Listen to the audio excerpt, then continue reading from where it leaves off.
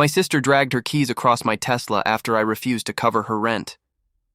"It's just a car," she mocked. Dad sighed. "Don't make it a big deal. She's family." I stayed quiet. At 9:18 the next morning, I erased every transfer, autopay, and account linked to her name. By noon, her card declined at a gas station, and my phone buzzed nonstop. The sound was sharp, like metal screaming. My sister Kendra dragged her keys across the side of my Tesla, a long, deliberate line. I froze halfway down the driveway, the grocery bag still in my hand. She didn't even flinch.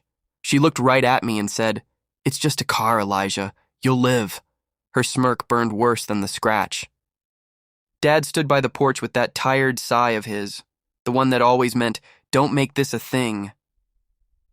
"Elijah," he said, rubbing his forehead, "don't make it a big deal. She's family. Family." The word tasted like rust. I didn't argue. I didn't shout. I just walked past them, hands shaking, and went inside. At 9:18 the next morning, I erased every transfer, autopay, and joint account linked to her name. By noon, her card declined at a gas station. By evening, my phone wouldn't stop buzzing. "You really did this over a car?" "No," I said softly. "Over years. And that's when it started. The quiet war." I'm Elijah Cole, 26, the quiet one. The one they could guilt, use, and call dramatic when I finally spoke up. I've always been the fixer, fixing bills, cleaning messes, smoothing over arguments that weren't mine. My silence was their favorite thing about me, but silence doesn't last forever. It festers. Last night wasn't about a Tesla.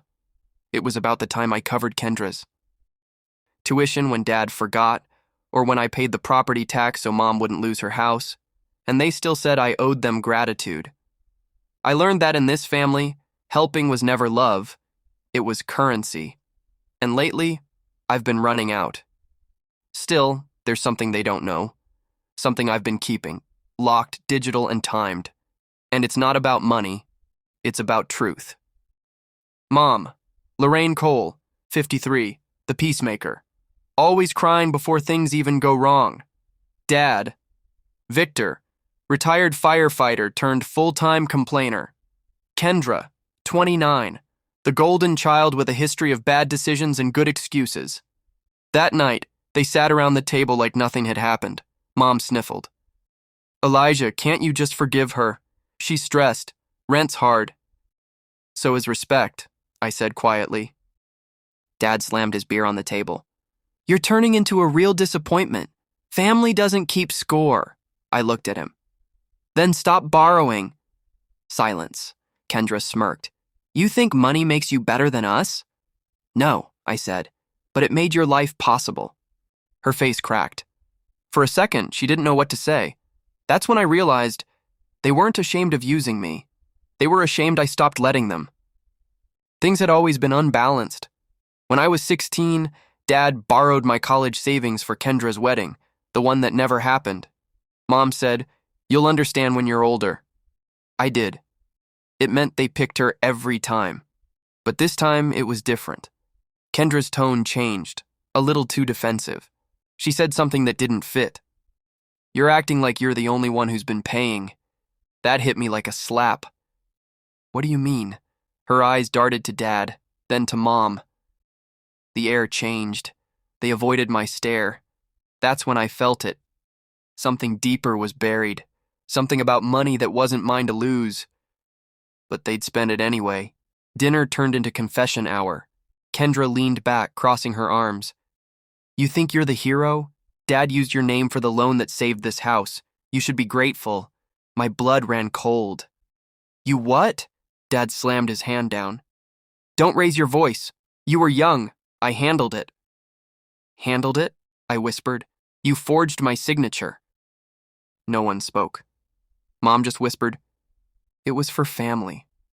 That word again. Family. It felt like a weapon. I stood up, calm. Too calm.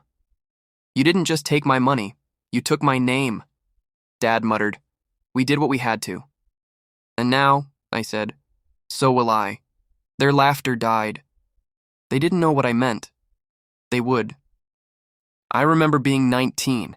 Dad lost his job, Kendra was pregnant and broke, and I was the only one working nights at the auto shop. When I handed over my paycheck to cover their bills, Dad patted my shoulder. "You're the man of the house now." I believed him. Months later, I found out he'd taken out a credit line in my name. I cried in the parking lot of the bank, holding a paper that said overdue. When I confronted him, he said, "You'll get it back one day. We're family." I never did. But I learned something. Silence was the only thing they listened to, and I've been saving that silence for years, waiting for the right day to break it. Kendra stormed into my apartment that night, red-eyed. "You ruined everything. They're saying you froze the accounts." I didn't look up from my laptop. "Did Dad tell you what else he used my name for?" She blinked. "What are you talking about?" I turned the screen toward her. Bank statements, property deeds, hidden accounts, all in my name, all tied to their debts. Her jaw dropped. "Oh my God, he made it look like I owed the bank?" "Yeah. And guess who's been quietly paying it off for 5 years? Tears welled up. "I didn't know." "Now you do," I said. "And so will everyone else," she whispered. "You wouldn't. You'd be surprised what the quiet ones do when they finally speak." By morning, everything hit. Emails. Calls. The bank froze Dad's accounts. The family group chat turned into fire. Mom begged. Dad raged. Kendra just cried. I went to the house one last time. "Elijah, please," Mom said, holding my arm. "We'll fix this. You don't have to destroy us." I looked around at the house I'd paid for, the walls built on lies. "I didn't destroy anything," I said. "You did. I just turned the lights on." Dad spat. "You'll regret this." I smiled softly. I already did. For years. And then I left. It was strange walking away without guilt. For once, I didn't feel small. I didn't feel like their fixer. I packed my things, not much, just what was mine. Kendra texted me later. "I don't blame you. I just wish you'd told me." I stared at her message for a long time before replying. "I did. You just never listened." I didn't block her. I didn't need to. Some ghosts don't haunt. They just fade. For the first time in my life, the silence around me didn't hurt. It healed. Months passed. The loans cleared. The house was sold. Dad doesn't call anymore. Mom sends short texts on holidays. Kendra. She's working now, paying her own rent. I guess the fall taught her something. I drive that same Tesla every morning. The scratch still there.